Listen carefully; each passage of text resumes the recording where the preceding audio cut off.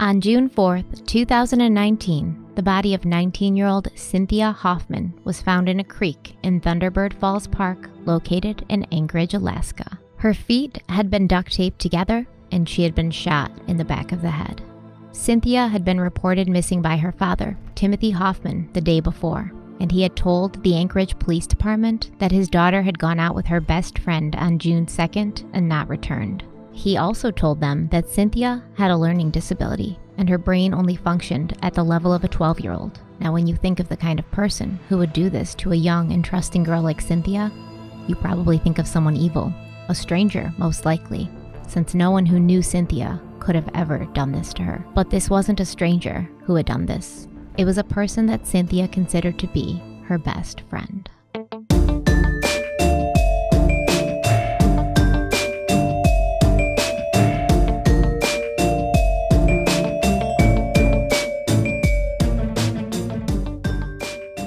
Hello, everybody. Welcome to Crime Weekly. I'm Stephanie Harlow. And I'm Derek Levasseur. Today, we are talking about a case that I actually covered about a year ago on YouTube.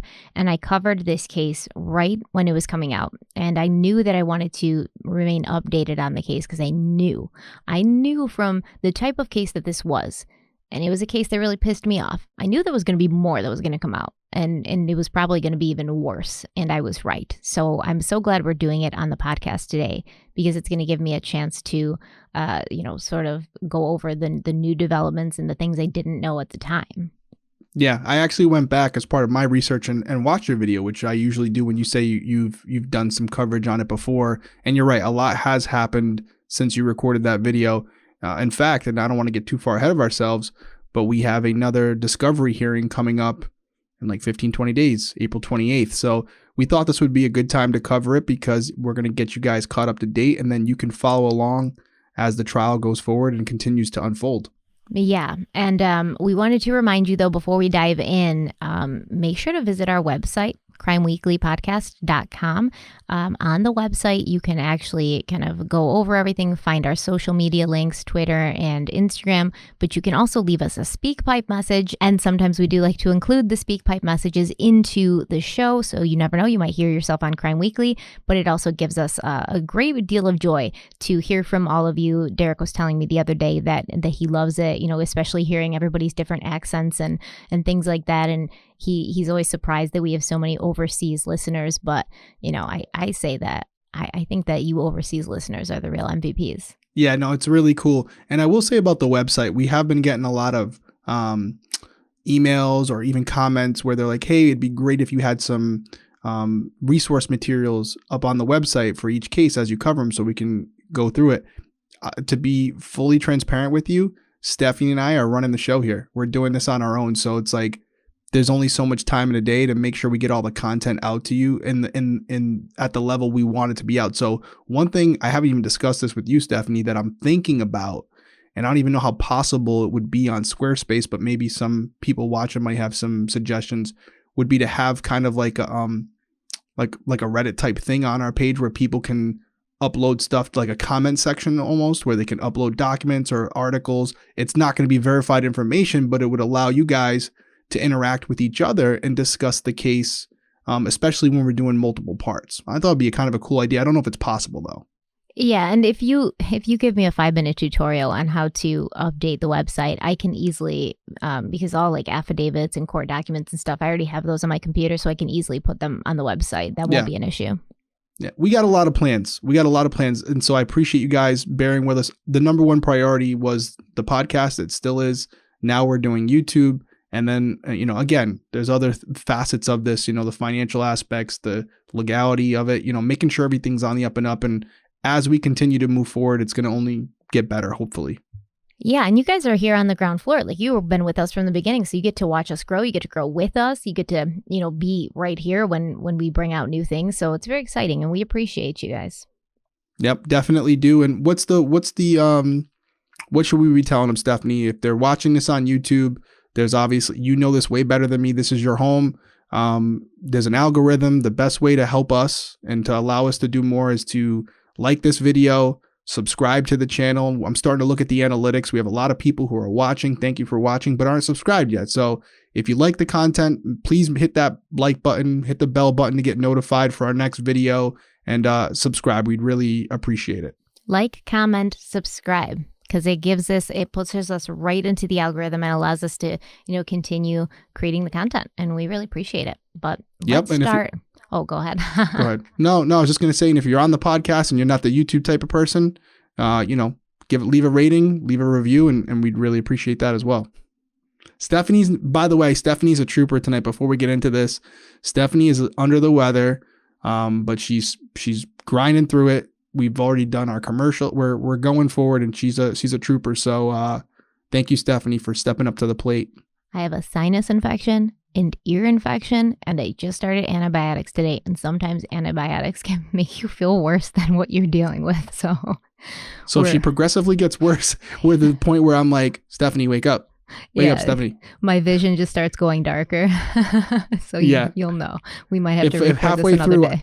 If halfway through I'm reading the story, the narrative portion, then Stephanie just passed out in the middle of it.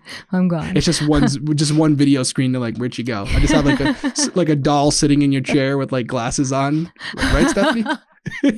Right? Is that good? You gotta put the headphones on the doll too, though. What do you think about that, Stephanie? Well, Derek. Wow, we're tired. We're dumb. Well, let's talk about Cynthia Hoffman, or Cece as she's known. So I'm going to refer to her as Cece throughout this because that's how her family referred to her, and her friends, people who knew and loved her, they called her Cece. And she was born on October 8th, 1999, to her parents, Timothy and Barbara Hoffman. Now, she did have a slight learning disability, but she also had an amazing work ethic. So her father said, she never gave up. Even though things were a little bit harder for her, she just really kind of pushed through it. And she actually graduated from Robert Service High School in 2018. She did some work at restaurants, but what she enjoyed the most was working side by side with her father at his handyman business. It's really cute because her father, Tim, he refers to her as his right-hand man. She had learned to measure windows, to chum concrete, and, just work in the construction and handyman business in general. In fact, she had just helped her father with a job the weekend before her death. And Cece was supposed to have met up with her sister to collect the money that she'd earned from it. They were going to go shopping at the mall. And she even texted her father and said that she was on her way to meet her sister and pick up this money. But then she never showed up, and she stopped answering her cell phone. And Timothy, her dad, he knew that this was very out of character for Cece because she always kept in touch. All of his kids, he said they were very aware that when dad called, they needed to answer. He said, I don't care if you're in the middle of church. I don't care if you're in the middle of school. When dad calls, it's important. It's for a reason. You need to answer. And Cynthia knew this. So he obviously called the police to report her missing, and he made sure to let them know about her learning disability, which, by the way, they later reported that he didn't mention this. They said that if he had mentioned this, that she would have been put on, an emergency list or like a vulnerable persons list. I can't imagine why her father wouldn't have brought that up. It seems to be an important point of contention in this. He did say that he mentioned it, but they say that he didn't.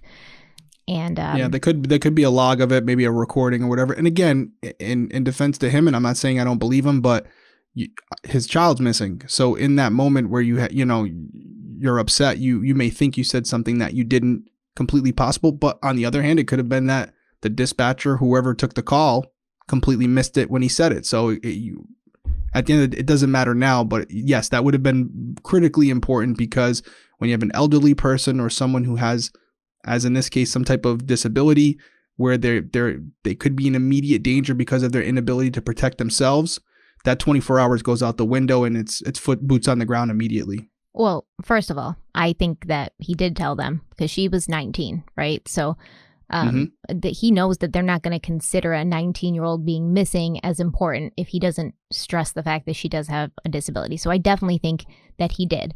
And they did tell him that he had to wait 24 hours to report someone missing. And I've said this before on YouTube. I say it as much as possible, but that's not true. That's not the case. You don't have to wait 24 hours to report anyone missing. You can report them missing after they've been gone for 5 minutes if you want to. You can report them missing after they've been gone an hour. You do not have to wait 24 hours at all to report someone missing. I don't think police stations or police departments say this anymore, but I guess some of them do in Alaska. So he was told that he had to wait 24 hours. And I can't imagine that there's anything more frustrating as a parent to hear that. It makes me mad. Yeah. And to your point, if at that point they did say to him, hey, you have to wait 24 hours because of X, Y, and Z, you would think reasonably that would probably be the point where he would have said, well, yeah, that may be the case normally, but in this particular circumstance, my daughter has a disability and I don't think that we should wait. So I do agree the reasonable person would assume that that's probably where, even if he didn't say it initially, when they mentioned that he would have. And as far as the 24 hours, you're right. You can report someone missing at any point.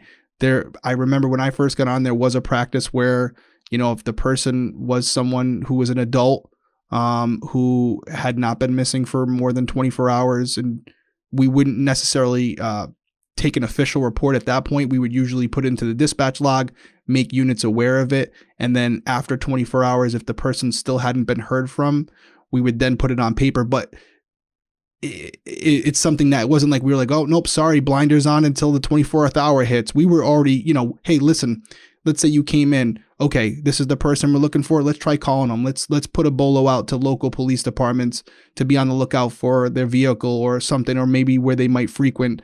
But yes, as far as the official report going into effect where you enter them into, we've talked about this before, NCIC as a missing person, usually you wait 24 hours until doing so. If the poor person is an adult and under normal circumstances. But I hear this in a lot of cases where the family's like, well, we were told we had to wait 24 hours, and I just think that's incredibly frustrating. And I want everybody out there listening to know that that's not the case. I know the police seem, they are authority figures in a way, but it doesn't mean that you have to just, listen to everything they say when it's do or die time and your loved one is missing. But obviously this is frustrating for Timothy. So he does what anybody would do, right? He goes out and he starts looking for her himself, and he took matters into his own hands. He formed search parties. Timothy, or Tim Hoffman, he's really big into like motorcycles. And so he took his motorcycle and he rode through nearby woods and bike paths. He's looking for her all over the place. And he also talked to the last person who'd seen Cece before she went missing, her best friend, an 18-year-old who he knew as Angela. Now, Angela said that they'd been hanging out that day, as he had already suspected, but she also claimed she dropped Cece off at Polar Bear Park around 4 p.m. And I guess there's like a playground at this park. And she said that Cece had asked her, demanded her to do this, to drop her off at Polar Bear Park. So that's what Angela did. Now, during this text conversation between Angela and Tim Hoffman, Angela said things like, I hope she comes back safely. She's my best friend. And I'm starting to get worried. And I don't trust what she said about that guy. I love her too. I want the best for her, and I want her to come back. And she also said, she won't answer me. I think she's ignoring everyone. And finally, Angela said, I know she will come home safe. So Cece had actually met Angela when they were both attending the same school. Now, those who knew her claimed that Cece thought Angela was cool, and she wanted to be cool too. Cece was very trusting, very kind, and I mean, obviously, she wanted more than anything to be accepted by her peers. So her father was really happy when Cece and Angela started hanging out and seeing a lot of each other. He said Cece was always talking about Angela and wanting to know if she could spend the night there or if Angela could, come and hang out at her house. There was even a picture of Cece and Angela, and they were at a school dance, and the two girls, they're doing these goofy poses together, and Cece had captioned this picture, my BFF. What Cece didn't know, though, was that Angela was not her friend. In fact, her name wasn't even Angela. It was Denali Bremer. And while 18-year-old Denali was sending texts of hope to Timothy Hoffman, sharing in his worry and stress about where Cece was, she knew exactly where Cece was. Yeah, this case reminds me a lot of a case I did a few years ago. Judy Rawlings. Judy was around Cece's age, and she was found murdered in the woods nearby her home. But she also was the type of girl who was known by her community to be someone who wanted to be liked and would do things. She wasn't of the highest intelligence. She did have some learning issues. And she was easily manipulated because of that. And there were some individuals who I called out on the show. One individual in particular, his name's Tony Sierra, who was last seen with Judy, brought her to the woods. People seen them go on a four-wheeler. He claims allegedly that she told him to bring her there and drop her off in the darkness to meet some unknown man. And then all he did was let her off the four-wheeler, and he left her there and never saw her again. And he went back and said, oh, that's where I dropped her. I hope she's okay. Long story short, they found her later on and she had been murdered. And it's my opinion that Tony knows what happened or was in fact the person who killed her. I'm still pursuing that. And in fact, he was just recently arrested for the molestation of his stepdaughter. So not a good guy. And in this case, when I started reading about it, it fits so many similarities to Judy's case. And it's unfortunate because you do have people like this, like a Denali, who take advantage of individuals when they see that at the end of the day, people like Cece, they just want to be loved. They want to be cared for. They want to have friends. They want to feel included. And opportunists like this take advantage of that. Well, I would argue that Denali did way more than take advantage of Cece. I mean, in the case we just covered, Missy Gruba, the dude that she had let come and stay with her and he robbed her, that's taking advantage. But what we got here is a whole different can of worms. So on the evening of June 3rd, 2019, the APD officers, and APD stands for Anchorage Police Department, and this is in Alaska, they were actually contacted by Denali's mother, and this is a woman named Nicole House, and that was when the first pieces of the puzzle started to fall into place. Nicole said that on the evening of June 2nd, her daughter and a man who she thought was named Anthony, they were both at her house, and they both told her that Anthony had shot Cece in the head and pushed her into the water.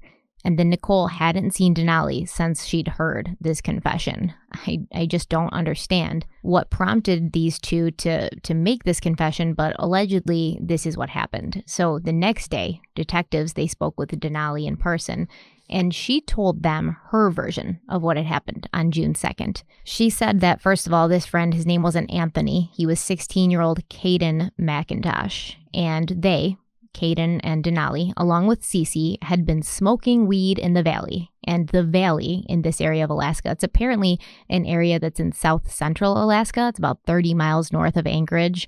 It's actually really pretty. But after they finished smoking weed in the valley, they started driving back towards Anchorage. But they decided to stop at a parking lot near Thunderbird Falls because they'd all agreed that they were going to tie each other up with duct tape and take pictures of each other like this. So then they went into the woods, and apparently they bound Cece's ankles and her wrists with gray duct tape. They also placed duct tape over her mouth. Now at this point, according to Denali, Cece began to panic. So they started to remove the duct tape from her hands and mouth. But then, allegedly, Cece told them that she was going to tell the police that they'd abducted her and sexually assaulted her. At this point, Denali claims that Caden McIntosh took this gun from her hand. It was a Kel-Tec 9mm. It's a handgun. And he grabbed it out of her hand, and, she just happened to have a gun, even though they were just going to go in the woods and tie each other up with duct tape and take pictures. She just happens to have a gun on her. And Caden shot Cece in the back of her head because she said she was going to go to the police. Now, this is one of the worst parts for me. Denali said that Cece was still twitching when Caden put her into the water. And then at this point, Denali and Caden left the area. They went to the car in the parking lot, which was actually a truck. And Caden then instructed Denali to text Cece's sister and make up a story about how they had dropped her off somewhere. And according to Denali, she only went along with Caden because she was afraid of him. So she's doing what he wants because she's afraid of him, which doesn't really make sense, even with her version of the story. Because if they went to her mother's house that same night and told her mother what they'd done, it doesn't really feel like Denali's that afraid of Caden, right? No, I agree. And correct me if I'm wrong, but Caden, if I have this correct, I want to make sure I get this right. I believe Caden's only 16 years old. 16, yeah. He's 16 and Denali is 18. 18 at the time. So, you know, again, he's a younger person. To answer your question directly, no. I don't think she was afraid of him. No, I don't think so either. But right after this, Denali and Caden, they actually went to this polar bear park where, you know, they had allegedly dropped off Cece, and they burned her purse. They burned some of her clothing, her ID, and the gun that she'd been shot with. How possible is it to burn a gun? Not very likely. I mean, no. It can happen, but at high heat, the heat they're going to generate from a trash can or a fire, it's not going to work. There's a lot to unpack in this section because, again, this is based on what Denali's telling the police, which obviously she has an incentive to say certain things the way she said it. She had some time to prepare what she was going to say. She must have known at some point she was going to be questioned. And according to her, I don't have to rehash everything you just said. She's trying to paint the picture that the reason they bound Cece was because, and I was seeing some other interviews with Cece's parents as well, where they were all going to be bound at some point. And this was just like a joke to, you know, tie each other up with this duct tape and then take photos to make it look like they had been kidnapped or abducted and they were going to, you know, maybe play a trick or something at some point. But it was clear to Cece as they started to, you know, tie her up with the duct tape that this wasn't a joke, that this was more than that. And as you mentioned, they untied her because she felt threatened. The question I have is allegedly. Yeah, allegedly. But the question I have for you, and we're going to probably dive into this, is my understanding is that she still had duct tape on her when she was found. Correct. On her ankles, not on her wrist, not on her mouth. Right. So it makes me wonder, as Denali's explaining this, that did they even really take the duct tape off? That's my real question. Oh, she was afraid, so we took it off because we didn't want her to be upset. And Denali's trying to separate herself from it, like, I had no intention on hurting this girl, so I removed the duct tape, and yet Caden shot her with a gun I brought. That Denali had.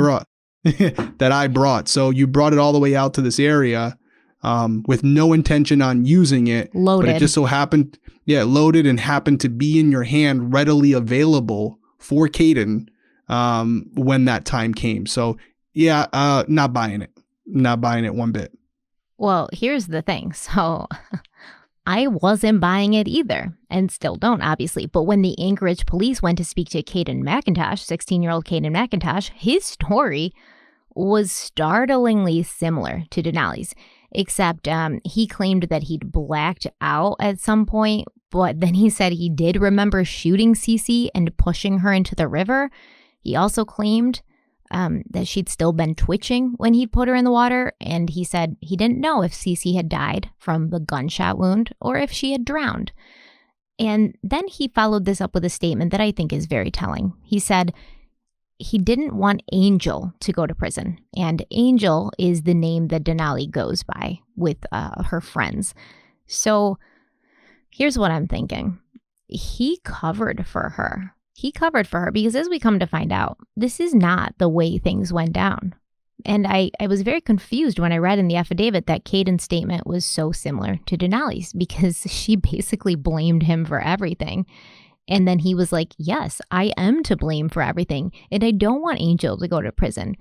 And even though he was the one who did shoot Cece in the head, Denali wasn't innocent, and he didn't tell the police her part in it at that time, which is very strange to me. So I once again don't think that Denali was afraid of Caden. I think that he was either afraid of her, or he had some sort of like infatuation or sort of like a perceived bond to impress with her. Yeah, like where he thought that maybe they had this bond, and it was sort of like this Romeo, Juliet, Bonnie and Clyde thing. Like, we're going to go down together, you know, like, or I'm going to do what I can to protect her. You know, if I have to take the hit for this, I will, as long as she doesn't go to prison. Let me throw this at you, because by the way, when you guys see me looking down, I apologize, because it's just me. I'm going over my notes. I'm trying not to miss any of them. But I had written this down because I wanted to pose this question to you, and maybe I do this from time to time. Maybe I'm giving them too much credit, but I wrote down just in big letters, you know, juvenile. Is there any world where you think these two individuals could have spoken prior? Obviously they got their story together, and maybe it was maybe Denali spun it to Caden that, hey, listen, we're really going to put this heavy on you because I'm an adult and you're a juvenile. You're going to be taken care of a lot better in the court system than I would. If I get convicted of something, I'm done. You're never going to see me again. Where if you get it, you might be out, within a few years. Yes. Is that possible? Yeah. So what does that tell you? She's driving. She's in charge. Oh, yeah. But you wouldn't put it past them because I don't. I mean, we got to give them, I don't want to give them too much credit. They're not geniuses, but, it's common sense that juveniles, and we've talked about this before, and we're going to talk about it in this case for sure, juveniles are handled very differently in the court system. And I know you feel the same way as I do. It's not the way they should be handled. But these juveniles know that as well. They've seen the precedent that's been set. And here's the thing. There's not a lot known about Caden McIntosh. I could not find anything about him basically online, but I did find a couple things. He was reportedly a homeless teen, and he did not have a criminal record. So once again, this is a person who doesn't even have a home. Okay. And maybe he's thinking, well, if I go down for this as a juvenile, I'll have a roof over my head. I'll have meals in my stomach. And you know what? I don't have a criminal record. So this isn't going to look as if it's a habitual thing.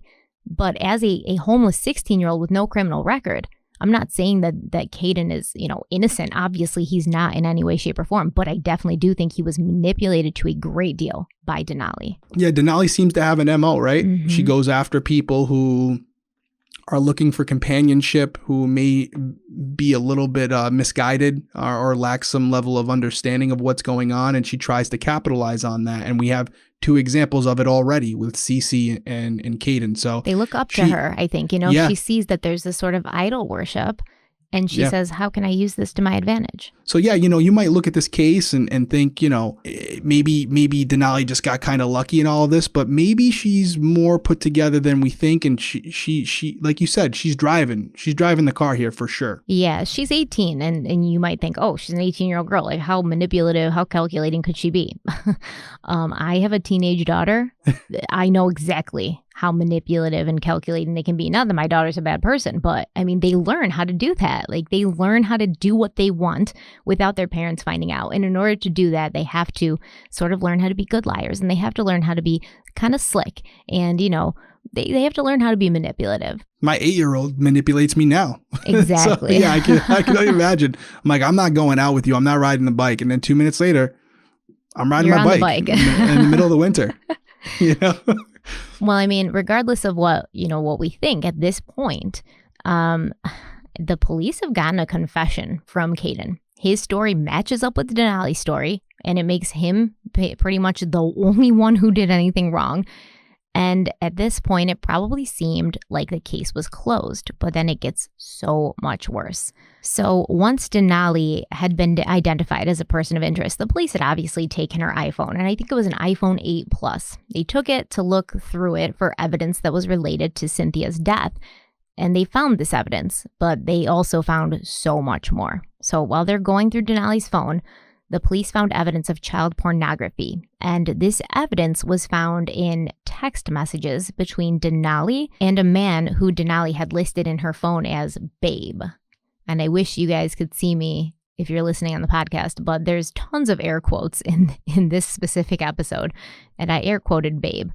Denali said that this man who she called Babe, his name was Tyler, and he was a millionaire who lived in Kansas. And I have a tower to sell you in Paris. But anyways, they had met online, and 3 weeks before Cece's death, allegedly this man, Tyler from Kansas, he'd made a deal with Denali that if she basically orchestrated the rape and murder of someone in Alaska, he would pay her $9 million. And Denali said, okay. She didn't say no. She didn't say, that's crazy. She didn't block him. She didn't call the police. She said, sure, I can do that for you. And then Denali then went on to recruit 4 other teenagers to help her carry this plot out. And she promised to cut them in on the money. Now, we've already talked about one of these teenagers, Caden McIntosh, who was 16. There was also a 19-year-old named Caleb Leland. And Caleb had apparently let Denali and Caden borrow his truck knowing what they were going to use it for. There's also 2 other teens that are involved, a juvenile male and a juvenile female. But because that, they're minors, their names, their ages, and their level of participation in this crime has not been made public. And they are being handled by a completely different system in Anchorage. So they aren't, I don't believe they're going to do or see any prison time. Right. I will say this. So for those of you who don't know, there's obviously the criminal court and then there's family court. So when you have a juvenile who commits a crime, even something of this nature, they're handled through the family court, which is completely different process. There's a completely different set of standards. And I will say that the judge in the criminal proceeding begins with a W. I apologize. I can't remember the name. He was mentioning very recently how he wants to try to keep all these cases concurrent with each other. Even though they're different, being handled different, he doesn't want one falling through the cracks or being left behind or one getting too far forward. He's trying to keep all of these offenders on the same track as far as coming to a conclusion in all of their trials around the same time. So that is some good news because that doesn't always happen. It's difficult to figure out what to think about these other 2 juveniles that are involved because we don't know what they did. We don't know what part they had in it. Their level of participation, right? But we do know they had some level of participation. They definitely had knowledge that it was going to happen. Enough to be charged. Enough that they should have known better, in my opinion. But it also does appear that they may have also been victims of a sort because Caleb, the one who lent Denali and Caden his truck, he was also charged for his part in the murder as well as for his alleged sexual abuse of the juvenile female that was involved in this. So it just seems, and it gets worse. It just seems like all of these people, I'm not exactly sure what happened, how they were brought together, but it's just a bunch of bad people who have very low moral standards who found themselves involved with each other. Yeah. And again, it's pure speculation. Like you said, we don't know, but it's probably a situation where, again, this is speculation on my part, where Caleb was possibly, quote unquote, dating this female juvenile. At least she felt that's what it was, a relationship. And, as far as their involvement with this, again, Caleb clearly had knowledge. So if this was his, again, quote unquote girlfriend, she would have maybe known as well. No, maybe they knew. They knew. Yeah, that's what I'm saying. They knew. I'm just, as far as how much they knew, like you just said, we don't know. Do they know the specifics of what happened while they were out there? Doesn't matter. I would assume. Doesn't matter. Yeah, it doesn't matter. They knew it was going to happen because throughout. They knew beforehand they could have prevented it. Throughout the entire month of May, these 5 teenagers got together and they fleshed out their murder plot and they all chose Cece together as their victim. So these 2 juveniles, whoever they are, whatever they did, they knew. They could have told somebody. And this is, something that I really want to stress. It's not necessarily that I blame these kids. I blame the way they were raised because you would know better if you'd been raised correctly. And I think I said this in my video that my daughter at whatever age, 14, 13, 16, 12, if somebody had approached her and said, hey, we're going to murder this girl because some millionaire is going to give us $9 million and we're all going to be rich, she would have said, absolutely not, because she knows that is wrong. It's wrong to kill somebody. So because my daughter knows the difference between right and wrong, she would have been able to sort of, stray away from that. And then she would have told somebody. I don't care what age she was because she has, a heart. And, I don't want to go too hard on these underage juveniles because I don't know exactly their part, but I do know that if they were aware of what was happening, if they were part of making the plan and choosing Cece as that victim, there's really not much excuse I can make for them. And by the way, we don't know exactly what their charges are, but I can tell you this. If during the investigation, law enforcement learned that these individuals knew of what was going to happen, but never participated in any way, shape, or form, there still might be something there. But culpable. It probably would. They're still culpable, but it wouldn't be to this level. And I'll tell you why I do think they're being probably charged heavily, because I was watching an interview with Cynthia Hoffman. He was being interviewed by one of the news anchors out there, KTVA News, and he had just quickly mentioned the juveniles, and he said, oh, one of them's trying to play victim, but I'm not buying it. So he's more familiar with the specifics of their involvement, and he was showing no sympathy for them at all. Understandably, I'm completely with you, Timothy. Right. But he knows a lot more than we do. And so it does seem like these individuals, these two teenagers, as you mentioned, were involved in the planning and selecting of Cece, which again is just a whole different level of messed up. And again, at this age, if they are around the age we're thinking they might be, you definitely know right from wrong. And I know that there's obviously going to be people out there and they're like, oh, Stephanie and Derek are being so judgy. Oh, well, just because your kid wouldn't kill somebody doesn't mean that everybody's. No, because you're looking at it from the exact wrong perspective. So put yourself in the shoes of a parent whose child was murdered. And now put yourself in the shoes of a parent whose child was murdered and you find out that there was two individuals who could have told somebody and stopped it. So I don't care if they held the gun. I don't care if they were present at the time. They knew, they had knowledge that it was going to happen. Prior knowledge, they could have stopped it. So there's two people out there that could have saved your child's life. Your child would still be with you in your arms, and they did nothing. And then imagine how innocent you think they are, and imagine how forgiving you would be. So just think about it that way. I was just watching on the news a case in Florida, street racing. I think the kid's 21 years old now, 22. He was just sentenced like a week ago for drag racing in Tampa, Florida. He got 24 years. He was drag racing with his friend, and he struck a woman while crossing the road with her infant baby. He killed both of them. He could be a good kid. He might have been a good kid, but he made a bad decision, and that decision took two lives. So even though what he did is not nearly what these individuals did, he's being held accountable. Mm-hmm. And some would argue some would argue for not even enough. I know that the woman's husband don't think he got enough time. The max he could have got in Florida would have been 30 years. So he got most of it. But you make a great point. We're not judging these kids on their age. We're judging them on what they did and how it's affected others.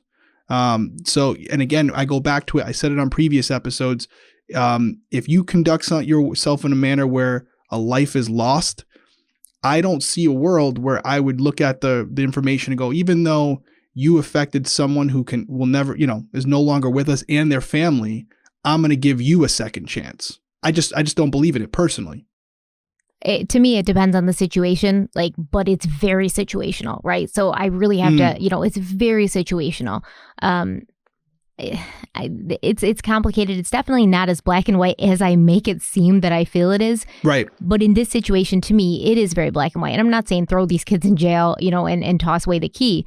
But I'm saying they need to be held accountable, and we shouldn't be acting like they didn't do anything wrong. And I've seen that kind of pop up a couple of times. No, I think they got some stuff. We won't never find out, but based on what I'm reading between the lines, they're being held to a standard that they, listen, we know you guys weren't just simple bystanders.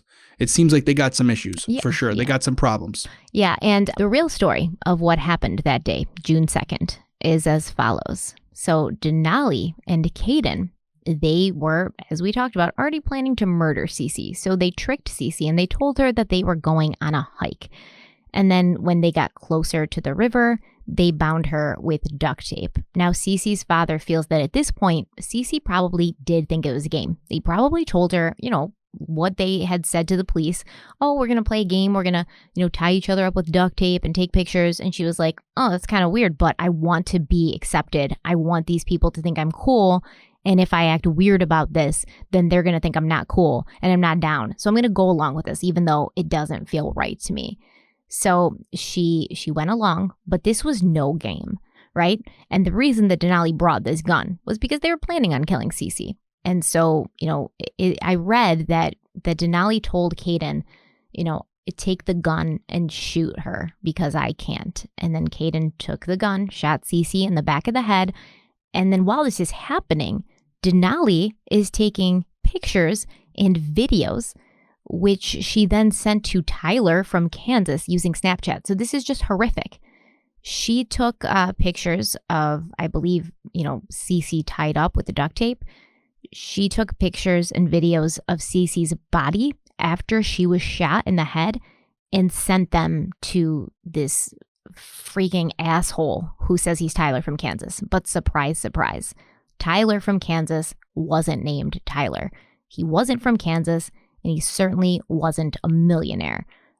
So, this is when they start saying that the Denali was catfished because somebody was lying to her about their name. I personally don't like the catfished thing. It's there's some that kind of paint her like a victim a little bit. Yes, but you saw that before you even go into that, and we won't call them out, but yeah, I definitely saw it and it pissed me off. Let's go back for a second, because we talked about what Denali had told police initially, and the visual that I had was Denali's just standing there with a gun in her hand, open palm, and Caden comes out of nowhere and just snatches the gun from her hand, and Denali's unexpecting that he's going to do this, but he does, and then he shoots her, and Denali's just standing there like, what did you do? What happened? That's the picture that she painted to investigators. Right. However, if you're to believe that, then you also have to believe that after this occurred and she didn't expect it, she then came back together and said, well, seeing that it happened, I guess I should take some photos and Snapchats and send them to this guy who I had a premeditated conversation with.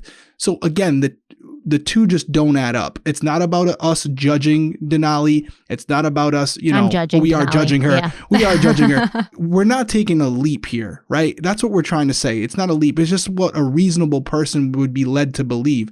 And I think we're all on the same page that a reasonable person would assume that if this woman, because she is an adult, was comfortable enough to take these types of pictures that you're describing, she probably knew it was coming, and it wasn't as much of a surprise to her that Caden shot her as she wants people to believe. I think you're right. And again, it's our opinion. There's nothing to substantiate this, but I'm in the same ball court as you that I believe Denali handed him the gun and say, hey, no, she did. Now's the time. No, she did. That's what that's what I believe I don't think she told them that right away, but I think eventually either she or Caden said that Denali, she was the one with the gun. And, who knows where she even got this gun from, too. Okay, because handguns are very difficult to get your hands on. They're harder than rifles, that's for sure. Yeah, much harder. Yeah, at 18, you can get a rifle, but a pistol, you have to be at least 21. So you're in the court document somewhere, she confesses to directing him to shoot her? Either she did or he said that, but he gave her up. But regardless, she has the gun. She brought it there. Right. And she brought it there with that purpose. With the intention, I believe, of shooting Cece herself. And then faced with this, she realized that she wasn't this big badass after all. And she realized that, she's taking a life here. And she's not so much concerned about the life being taken, but she just doesn't want to do it herself, right? She doesn't want that. So she makes it, yeah. So she makes this 16-year-old kid who does everything that she says, do it for her. And I'm not saying, once again, that he's innocent in this, because he did it and he had the choice. No. But, she definitely, it seems like probably this kid was somebody that she got to do her dirty work, and knowing that he was homeless, knowing that he didn't really have a place, he probably felt accepted by her. And so he was indebted to her almost. To think that she took those, again, as an officer, as a detective, I've seen some things, and I've always had to photograph the crime scene, after the fact. And obviously what I'm photographing isn't something that as a result of something I did, right? But it's still horrible to see, and it's horrible to have to sit there and document it for, court purposes. To think that this girl was doing this, I don't know what type of, it doesn't speak kindly to her mindset and the type of person she is. And this is a sick individual. Mm-hmm. It really is. It's a sick individual to do this. And, obviously she has to pay for what she did from a criminal person, but she definitely needs some help while she's in there, because she's clearly got some issues. There's no doubt about it. This woman would have went on to kill many people if she didn't get caught in this case. There's no doubt in my mind. Really? No doubt in my mind. If she was willing to kill someone for the promise of $9 million, by the way, she didn't get a dollar beforehand. Mm-hmm. So just the promise of it, she was willing to kill someone like this, cold-blooded in the middle of the woods, and take photos of it afterwards. Oh yeah, absolutely. She would do it again. There's no doubt in my mind. Especially if she did get some money for it. Oh, she would right? Undoubtedly do it. Yeah, imagine if she did get paid. So yeah, no, this is something that it might have been her first, but if she hadn't been caught, I don't think it would have been her last. Again, my opinion, but I don't think it would have been her last. If she hadn't been caught, yes, because that's what I'm saying. I think that if she hadn't been caught, probably because she would have felt emboldened, like, oh, look how easy this was to get away with it, but complete disregard for human life. It's scary. Yeah. And the fact that she took pictures, it's so disgusting to me. And you put that in connection, okay, with what both Caden and Denali had said in their first statements to the police, that when Cece was shot, she was still twitching when Caden put her in the water. So she wasn't even dead. So not only is she shot in the back of the head, but now as she's trying to gasp for air, figuring out what happened to her, stunned, she gets put in the water to drown. And before that happens, while she's gasping for air and twitching on the ground, still clinging on to her last moments of life, this bitch Denali is walking around her, taking pictures and video to send to some sick man who's getting off on this.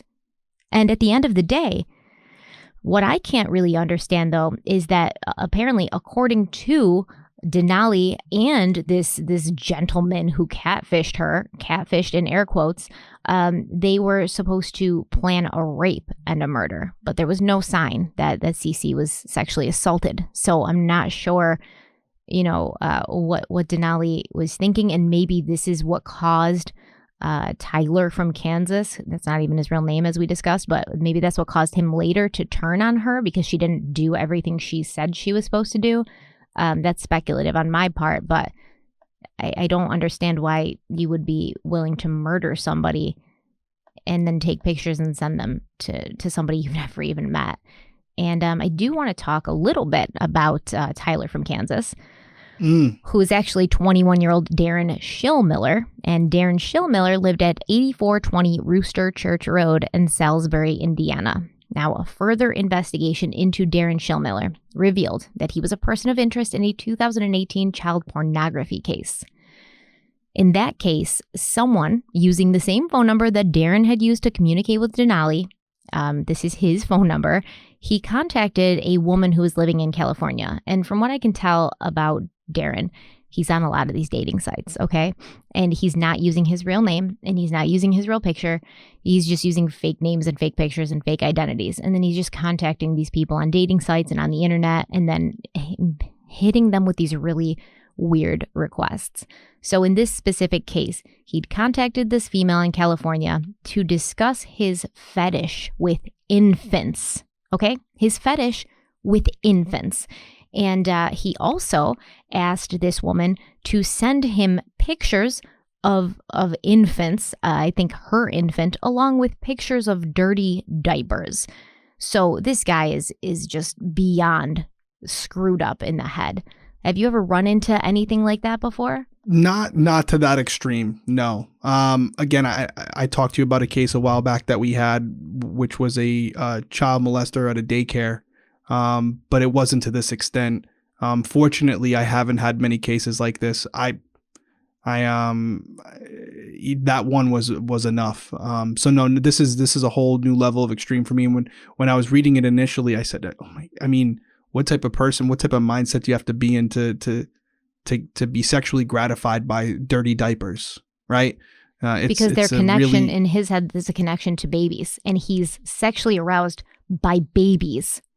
So to me, and I don't care what anybody thinks about this, but to me, he needs the electric chair immediately. Like, stat, tomorrow, today, this minute. He needs to be gone. I'm sorry. Yeah, is it fair for me to say, I know we talked about like rehabilitation and like there's certain situations where we are in agreement that this is a one and done. Yeah, okay. No, this is not all it. Right. Okay. And we'll come to find too that this individual, oh my God, it makes me so mad. He's suffered with this for a long time, and suffered. Yeah. And everybody, well, that's the way he sees it. This is exactly. He's a victim in his eyes. They always are. I can tell you that they always are. Whenever I've interviewed, assailant suspects who confess to something, the next they always follow up with an excuse and how they are a victim of circumstances. It's ridiculous. I'm sick. Okay. I don't want to find babies and children attractive, but I can't help it. And I want to be different. I want to be better, but I can't be. And I call bullshit on that, because if these people genuinely wanted to be better, they would go to somebody. They would go to a therapist and they'd say, listen, this isn't normal. This isn't natural. I don't want to feel this way. Please help me. They would remove themselves from society so they didn't hurt anybody. But in my opinion, they don't care about who they hurt. They don't care about how many children they abuse. And half the time, how many children they abuse and then kill so that they're not caught. Okay, because that is why these people, these men, usually they kill their child victims because they've sexually assaulted them and they don't want to get caught. So they just kill them after they're done using them for their own twisted pleasure. So this isn't a thing where it's, oh, I'm sick. If you're sick, you go to the doctor and you get help. You did not do that. So clearly you don't consider yourself to be sick. Yeah, no, I mean, and again, I'm not saying that individuals don't suffer from ailments that may manipulate and may contort their mindset. But to your point, it's still at the end of the day a decision, right? You can understand this individual, like you just said, oh, I didn't want to feel that way, but you knew what you were feeling was wrong and you still acted upon it. So guess what? It's still on you, and so I'm not saying that there's not some reality to the thought of like the fact that he finds this sexually gratifying. There's not something there that needs to be looked into, but the decision to act upon it is still a conscious decision that you're making.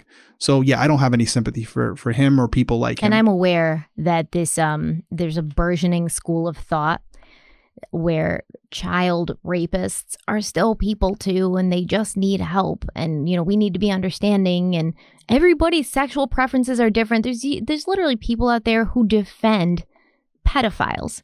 And I will never be in your school of thought. I will never be on your same page. I will never be on your side when it comes to that. Ever.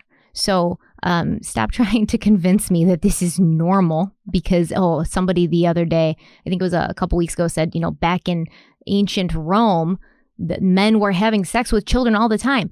And what does that mean for me today? We're not in ancient Rome. This is 2021. We're a civilized society, okay? We don't send our sons to go become soldiers at the age of 4.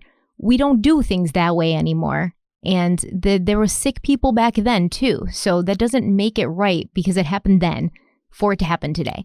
I did want to mention something about Darren Shillmiller, because apparently in this small Indiana town that he lived in, I think it was called Salisbury. There's only about 600 people that live there.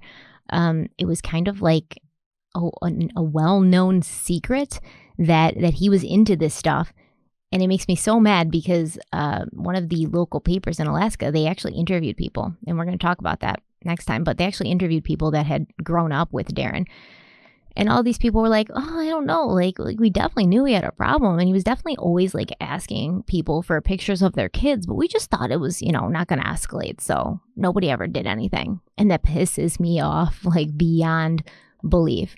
There's no world where a grown-ass man is going to ask me for pictures of my children, and I know what he's asking me for those pictures for, and I'm not like on the phone with the FBI stat.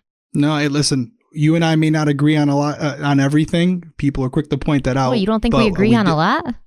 No, we do agree. I can tell you, we definitely agree on this. Okay, so let's talk about Darren Shillmiller a little bit more. And I specifically want to go back to that 2018 child pornography case. So we have our victim of this case, Cynthia Hoffman. She dies in 2019 because he directed somebody to do this to her. And just the year prior, he'd been a person of interest in a child pornography case. And apparently, the investigation in that case had been closed and no charges were brought against Darren, which I guess in hindsight was not the right move because Darren Shillmiller has a child porn fetish, and this is something that he admitted to. So after Denali and her band of murdering teens killed Cece, Darren obviously didn't pay her $9 million. According to him, after Denali and Caden killed Cece, Denali and Darren began to plan a second murder. And this is why I said that I think that he was mad that Denali hadn't raped and murdered Cece. I think that what he really wanted, what are those films called? Snuff films? Yes. Where they're illegal, they're horrible. So these snuff films, they're very dark, but basically the point of them is that there's sexual arousal connected to like death, and usually some sort of gory death. And I don't know about you, but I would consider being shot in the back of the head incredibly gory and just horrible. So I think he really wanted this murder in collaboration with the sexual assault because that's what he gets off on. But she didn't do that. So maybe that's why they're now planning this second murder, because now she's got to like keep her end of the deal to get her $9 million. And I don't know what she said. And I think a lot more of this is going to come out in the trial, but I'm not sure how she responded to the second murder, but she was planning it with him. And then at some point, he decided to blackmail Denali using the knowledge of what she had done to Cece to get her to sexually assault 2 minor girls. One of these girls was 8 or 9 years old, and the other was 15.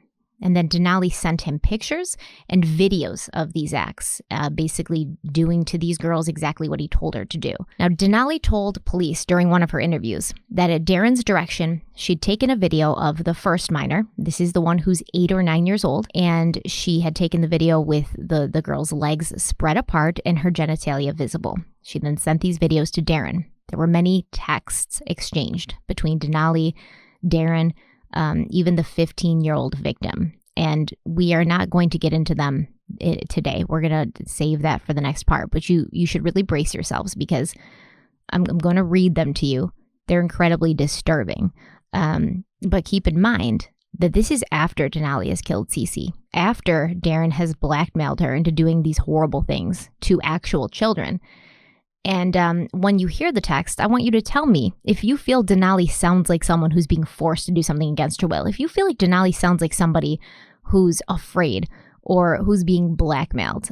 I mean, I don't disagree that she was being blackmailed, but I also think that there was a part of her that enjoyed what she was doing. And that will become clear when we read the text. And I know you haven't read the text, Derek, yet. I told you not to because I wanted to get your reaction in real time. But I actually got these from a affidavit in support of criminal complaint for Darren Shillmiller, and this was not available online.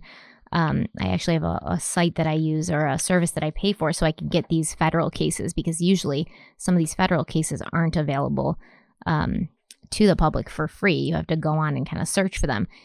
And I was happy I found this, but at the same time, very disturbed. I was happy because it gave me more information and more insight into the case that I hadn't had before. I was also glad to sort of have an insight into the specifics, but at the same time, reading those texts, I do a lot of true crime stuff. I see a lot of gory stuff. I see a lot of horrifying stuff. This it sent me. It was hard. So we are going to read those next time. The thing about it for me, again, it's all horrible in and of itself.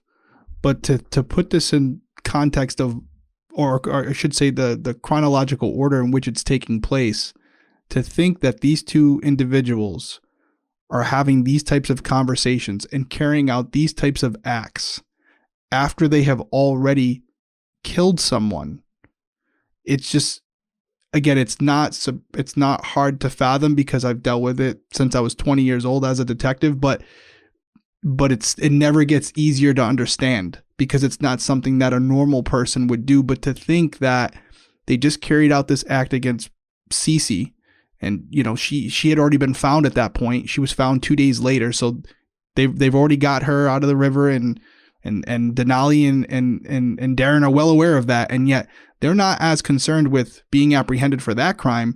They're more concerned about fulfilling Darren's fetish, and I'm sure that Darren presented it to her as, oh yeah, you killed her, you sent me those photos, but you didn't sexually assault her, so that's why I'm not paying you. You need to make up for it, because right? You need to make up for it. I was going to pay you. I had the money ready to go, and yet you didn't fulfill your end of the bargain. So, basically everything you did with Cece is null and void. It didn't count. Yeah. And you got to try again. Can you imagine that? That's the conversation. Like, hey, listen, that wasn't enough. And we both know that Darren still got gratification out of those photos that he seen on Snapchat, but he wasn't going to tell her that. He probably made it seem like to Denali like she completely failed him. And just to think that was the conversations that were happening after this event, it's really hard to fathom. Well, here's what I also wondered. So remember, they found Cece 2 days later, but they also reported that Caden and Denali had burned some of Cece's clothes as well as her person or ID. So I almost wonder, and they haven't, made this public yet, but I'm sure that a lot will come out during the trial. I almost wonder if they had taken off her pants or something and taken photos of her like that, because why would she be wearing some of her clothes and they had some of her clothes? And it doesn't make sense, because I really think that this Darren guy would have instructed Denali to do something like that. So they haven't said whether she was found with her clothes on or off, or with some of her clothes on or off. But to me, when I hear that they burned some of her clothes, I'm wondering why those clothes weren't on her, which suggests that they took them off, and that's why they burned them, because there was evidence on there that connected them to Cece's murder. I don't think it's a far reach. I mean, I always heard this saying from Dr. Chris Mohandi, the best predictor of future behavior is past behavior. And you talk about that incident, and I believe you said it was in California, 2018. So that's before Cece's murder, and what he was looking for in that, right? Like what he was trying to get out of that. And then you have the situation with Cece where, yes, there was a murder, but to your point, that's not what he wanted. And he made that very clear to Denali before the murder. So I hope it wasn't the case. But I if we end up learning that it was, I don't think either one of us, or probably anybody listening or watching this, would be surprised either, based on what he did before Cece's murder and also what he had Denali do after. Exactly. Right? What would suggest that the one in the middle would be any different? Exactly. And those are the only, by the way, those are only the three that we know of. What don't we know that he's conducted? Maybe not with someone else, but on his own. What types of sites has he visited? What type of things has he used to sexually gratify himself in the past? It's not a far fetch to say that with Cece something similar was done. And I said this in my YouTube video about it last year. I said I have a hard time believing that Denali was the first person he had connected with that he was having these sorts of conversations with. So who knows what else is out there, because like people find like people. And there was so many other women that he had approached and asked for things, and they were like, no. But how many did he approach where they were like, okay, like, let's, go down this path? So I'm not saying that necessarily went to fruition or anything would come from that, but how many other conversations did he have with other women out there in the world where, he was like, oh, I want you to murder someone and rape someone for me and send me pictures. And they were like, okay, let's go along with this. Maybe they didn't go through with it like Denali did, but I can't imagine that this was his first time. No. And I will tell you guys this, because I know some of you are probably going to listen to this or watch it, and then you're going to go, search it, just to give you an update on where this case is, because there hasn't been a conclusion yet, right? This case is, one of the issues with it is it keeps getting prolonged. It keeps getting delayed. They're still in the discovery process. And obviously that's just the exchanging of evidence. So the prosecution is presenting evidence to the defense team, allowing them time to prepare for it. And I can tell you that as of the last update, the next hearing is April 28th, which we mentioned at the beginning, but they just had one, I believe in January. And at that hearing, January of 2020. Yep. January of 2020, they had one. I could tell you that prosecutors just presented 56 gigabytes of material to the defense team. And just to put that in like a perspective so you can understand it, it's approximately 100,000 pages. So to your point, Stephanie, there's so much we don't know. And I'm assuming a lot of this documentation that they turned over are probably forensic cyber analysis of Darren's computers, the websites he's gone to, his hard drives, and all of that is going to give a very clear picture of the type of person Darren is based on his web search history and what type of files he's downloaded and saved to his computer. Fascinating stuff. It's going to 100,000 pages. Think about that. Yes, actually, when the prosecution handed the defense that much information, the judge even was like, "Wait, what's going on? Why is there so much information?" And the prosecution, I believe it was the ADA who said it. He was like, "Well, just 60,000 of these pages would be from one cell phone extraction. 60,000 of the 100,000 would be from one cell phone extraction." So I can't imagine what else is out there. And if it gets worse than what we have and what we're going to get into next time. Yeah. Good luck to Darren and his team defending that one. I think, try. Of course they will. Because he's pled not guilty. Didn't want to leave you guys hanging. He's pled not guilty. Oh, yeah. Yes, he was, because his argument is basically that he wasn't even in the state at the time of the murder. So how could he be held accountable for it? And we've already gone over the reasons why he would be. But again, like you said, they're going to try to defend it. And, I think, is it okay for me to say that because we have the next discovery hearing coming up, which we won't learn much about the case, it'll still just be another hearing. It would be great for us. I think we can do it too, where part 2 of this, which will be next week, will probably be the final part of this. This was probably going to be a 2-parter, right? Is that fair to say? Yes. And I want to comment on Darren's defense, where he said he can't be responsible because he wasn't even in the state.